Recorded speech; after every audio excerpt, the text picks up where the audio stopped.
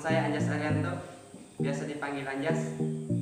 Untuk video kali ini saya akan menjelaskan tentang bagaimana sistem terdistribusi pada suatu sistem operasi.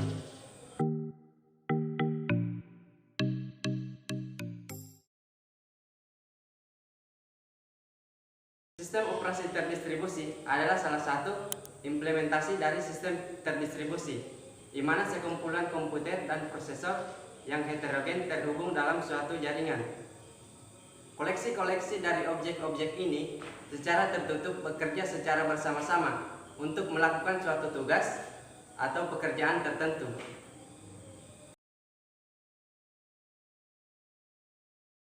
Adapun tujuan utamanya adalah untuk memberikan hasil secara lebih, terutama dalam yang pertama, file system, kedua, namespace, ketiga, waktu pengolahan, keempat, keamanan, dan kelima, akses seluruh resource seperti prosesor, memori, penyimpanan sekunder, dan perangkat keras.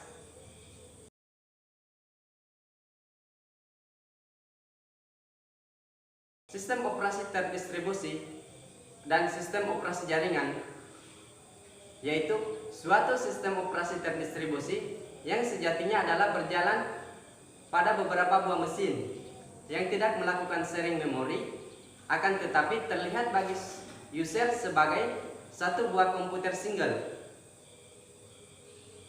Pengguna tidak perlu memikirkan keberadaan perangkat keras yang ada seperti prosesor dan memori. Contohnya dari sistem seperti ini adalah Amoeba. Sistem operasi terdistribusi berbeda dengan sistem operasi jaringan. Untuk dapat membedakannya, sistem operasi jaringan memiliki ciri-ciri sebagai berikut. Yang pertama, setiap komputer memiliki sistem operasi sendiri. Yang kedua, setiap personal komputer memiliki sistem file sendiri di mana data disimpan. Dan yang ketiga, sistem operasi tiap komputer dapat berbeda-beda atau heterogen. Yang keempat, pengguna harus memikirkan keberadaan komputer lain yang terhubung dan harus mengakses, biasanya menggunakan remote login atau telnet. Yang kelima, file system dapat digunakan dengan dukungan NFS. Contohnya dari sistem ini adalah Unix atau Linux server.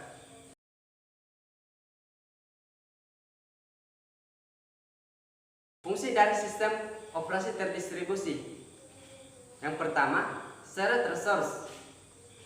Shared resource di sini adalah apabila hardware terbatas, kecepatan yang diinginkan user dapat dibatasi dengan menggabungkan perangkat yang ada dengan sistem DOS, yaitu distribusi operating system.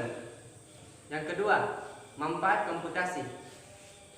Manfaat komputasi ini yaitu proses komputasi ini dipecah dalam banyak titik atau nodes yang mungkin beberapa komputer pribadi, prosesor tersendiri, dan kemungkinan perangkat prosesor-prosesor yang lain. Sistem operasi terdistribusi ini bekerja baik dalam mencegah komputasi ini, baik pula dalam mengambil kembali hasil komputasi dari titik closer untuk ditampilkan hasilnya. Reliabilitas, fitur unik yang dimiliki oleh DOS, yaitu berdasarkan desain dan implementasi dari desain sistem ini, maka hilangnya suatu node tidak akan berdampak terhadap integritas sistem. Dalam sistem operasi terdistribusi, tadi sebenarnya cara kerjanya mirip dengan personal komputer, akan tetapi bedanya apabila ada node yang mati, akan terjadi proses hal terhadap node dan proses komputasi dapat dialihkan. Komunikasi di sini yaitu sistem operasi terdistribusi biasanya berjalan dengan jaringan dan biasanya melayani koneksi jaringan. Sistem ini biasanya digunakan user untuk proses networking. User dapat bertukar data atau saling berkomunikasi antar titik baik secara LAN maupun WAN.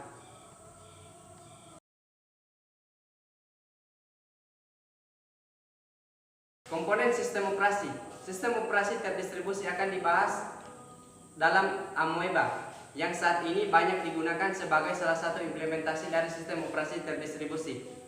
Sistem amoeba ini tumbuh dari bawah hingga akhir, tumbuh menjadi sistem operasi terdistribusi. Sistem operasi terdistribusi pada umumnya memerlukan hardware secara spesifik. Komponen utama dalam sistem ini adalah workstation, LAN, gateway, dan prosesor full, seperti yang diilustrasikan pada gambar yang di atas. Workstation atau komputer personal mengeksekusi proses memerlukan interaksi dari user seperti text editor atau manajer berbasis Windows.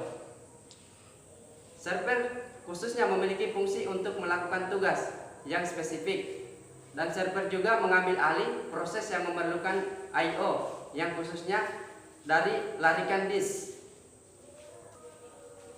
Gateway berfungsi untuk mengambil alih tugas untuk terhubung ke jaringan WAN.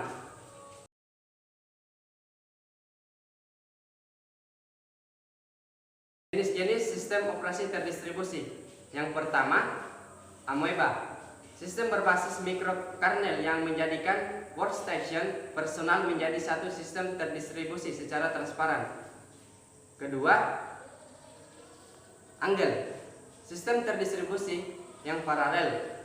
Yang ketiga, Zeros, bagian dari sistem terdistribusi mikrokernel untuk mengatasi kebutuhan komputasi tingkat tinggi. Keempat, GLU Unix. Sekian dari penjelasan tentang